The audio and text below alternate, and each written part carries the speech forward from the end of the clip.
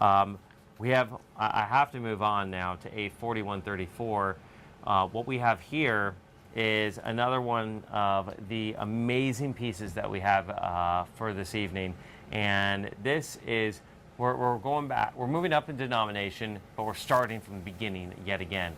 This is early classic gold.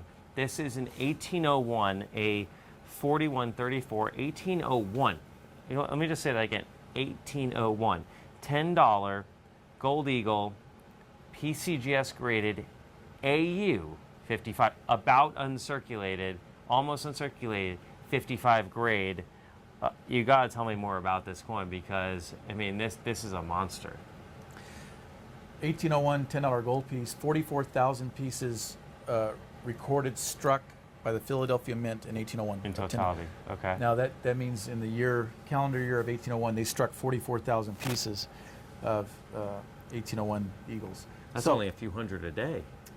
Yeah, well, they were still trying to figure it out. Yeah, I mean that's at the hand press level. That's how many they struck. Okay. Yeah. Again, heavy attrition. We're talking 1 to 3% in that range. We know through, again, extensive research by going through decades of auction records, documenting every known example. We can actually, this is a coin that you can actually document the history most of the this known coin. It's a little more difficult. Of the series? Well, because the earlier auction catalogs didn't have photographs, or they were black and white photographs, they were difficult to tell. But we know the range of known survivors out of the 44,000 pieces, 600 to 800 pieces. That's it. The high range is 800, the low range is 600. But you're still talking about, less than 1,000 that exist, and you're in the AU55 level. Well, yeah, that's all conditions, and that includes coins that have a big hole right through the center. That includes 1801 $10 pieces that are bent. That includes 1801 $10 pieces that are in jewelry pieces that are cleaned, heavily worn.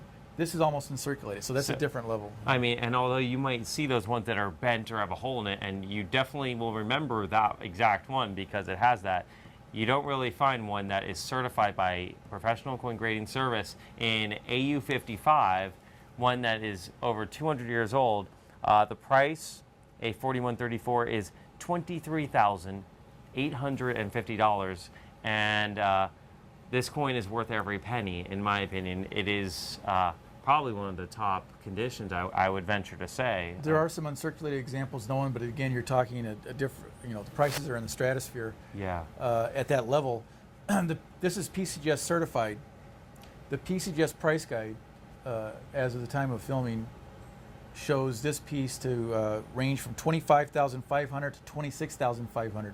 That's the price, PCGS price guide. This is priced under that. It's certified AU55 by PCGS. So this is a valued coin. It's also one of the best opportunities to get into this holy grail realm of early gold, which is, as people move to numismatics, a very rare opportunity because it's such a low mintage survival that are still existent in this day and age, and with things moving faster in technology, you don't have time to stop and appreciate just how few and just how rare of an opportunity it is to even be watching this coin and seeing the beauty of early American gold. This is the beginning of American history that you can hold in your hand. You're in about uncirculated level, and you're still under 24,000, which is below price guide value, and you want a higher grade. We can definitely help you with that, but you have to be willing to be spending a lot more because these don't really exist. Well, it's not even a matter of money necessarily on an issue like the 1801-10. If you were the richest person in the world, you're still going to have patience because the uncirculated examples don't always show up. There's probably just a handful of them, and once they get into those power collectors' hands, that you're not going to be getting them out of their hands anytime soon. Maybe I'm sure. Maybe every number of years something shows up, but when it's gone, you've got to sit back in your chair and kind of just meditate or think about something else until it shows up. Well, I mentioned that we researchers estimate 600 to 800 examples survive in all grades, conditions. Yeah. That's even coins that are uncertified that can't get into a holder like an NGC or PCGS holder because they're too far damaged. They're Mm. just, but they are an 180110. But explain it this way. So let's say that the undamaged pieces, maybe you're talking about 300 pieces, in the AU plus, Mhm. or even VF to AU. When people say, well, that's a lot, the 300 coins. What if there were 1,000 collectors at any given time that wanted an 180110? There's not enough to go around. It's not going to work.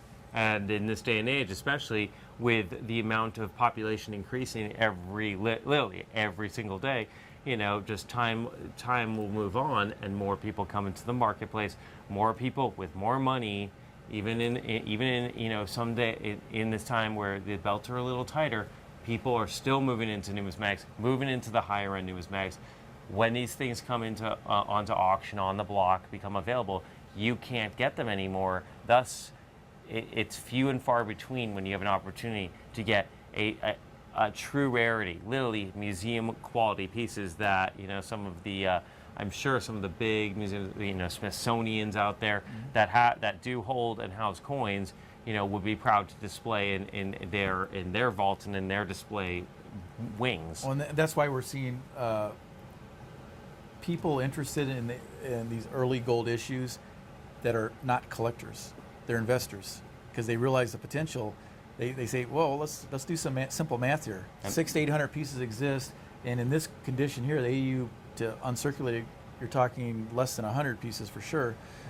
Do the math. You do the math, and especially if you're especially those rich investors, they probably didn't get there for without doing their calculations. That kind of is a summation for something like an opportunity, something that you can own, a piece that you don't have to worry about it going down in value. You can sit back and know you have a very solid centerpiece portfolio coin that is beyond just an investment, is something that it could be passed on, and that there's always value there no matter what. And as a lifelong true collector, I'm not a big fan of the investors taking the coins out of the marketplace, but they do come back. So, hey, as long as they're enjoying it one way or another. Exactly. I mean, it's the thing with coins. I mean, especially these days when they're certified, examples like this, you know where they are, and hopefully they might become available again.